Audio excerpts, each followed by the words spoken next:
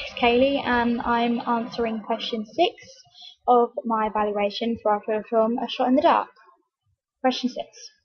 What have you learned about technologies from the process of constructing this product?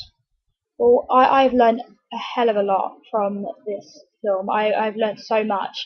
It's done me wonders because I've got more knowledge now of like the film business, even a small insight, than I ever did, because I now know how hard it is for all the editing and the shot taking and the camera work to all be done on time, and for all of it to work and come together to make one really good thriller. It's really hard. I think altogether I learned a lot about the editing tools, the color corrections, color corrections, merging scenes, sound, muting, adding background tracks, and this was all a huge advantage to me because obviously it will help future reference. And if I had to do the project again, I think I would do a lot better at it because I now have the skills to basically make it look a lot more professional. If we look at the prelim, there is not much editing at all. It's literally just putting the shots together to create some kind of meaning that I don't think my group who I worked with the prelim, I don't think we did it clearly enough. So I think the prelim, like if you compare the prelim to the final product is so much more different because there's so much more conventions in it compared to like the prelim.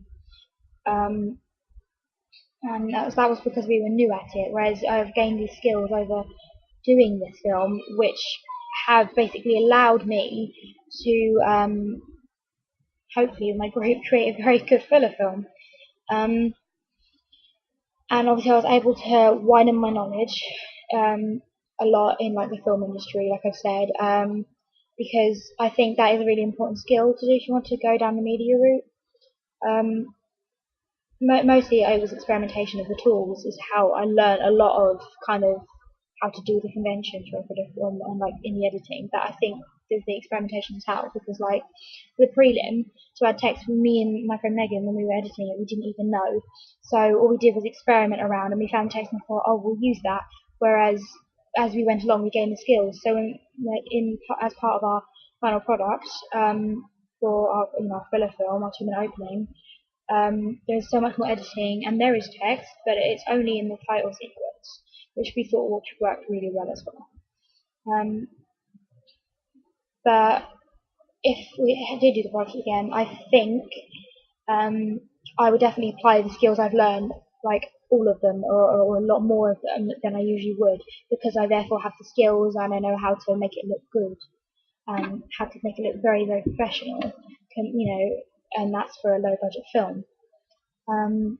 It was quite hard to do quite a lot of the editing because it was done at 2 places, and Mitch in our group, to get the title sequence, he took it and he took our film and created it at his college on Final Cut Pro, and then he came back with it and we thought this was amazing. But when we tried to create one of the prelim, it wasn't as good because we don't have, we use Magic's movie editor, but it wasn't as professional as Final Cut Pro is. So we decided to keep that title sequence instead, and that's because it was done at 2 different places to match the due date for the thriller film. That if we were to do it again, I would change the color scheme. I'd do it all in one program, and the color scheme would all be the same and not different. And I think it'd be easier if we were to one program because then all the editing can be done in one. Whereas I think although we did struggle with managing to do it at 2 different places, it has come together pretty well. So thank you.